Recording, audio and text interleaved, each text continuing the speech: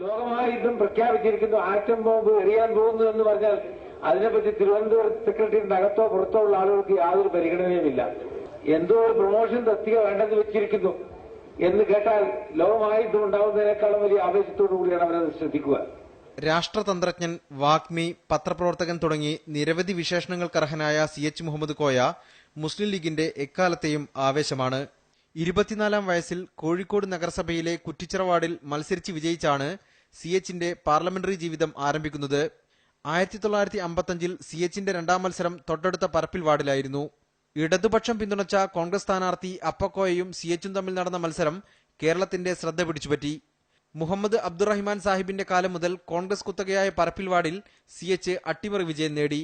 44 വോട്ടിന്റെ ഭൂരിപക്ഷം. അത് വലിയൊരു ഫൈറ്റായിരുന്നു. ഒരു പാർലമെന്റ് ഇലക്ഷൻ പോലെയുള്ള ഫൈറ്റായിരുന്നു.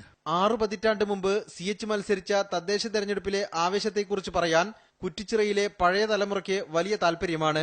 ഇവര് അഹങ്കാരമായിരുന്നല്ലോ, മുന്നോട്ട് ജയിച്ചു പോയി എന്നുള്ള അഹങ്കാരത്തിൽ നിന്ന് ലീഗുകാർ അതുവരെ 5 മണി വരെ മരിച്ച് പണിയെടുത്ത് അവസാനം CH ജയിച്ചു. ഇത് അങ്ങനത്തെ ഉള്ള ഒരു വാർഡിലാണ് ജയിക്കുന്നത്.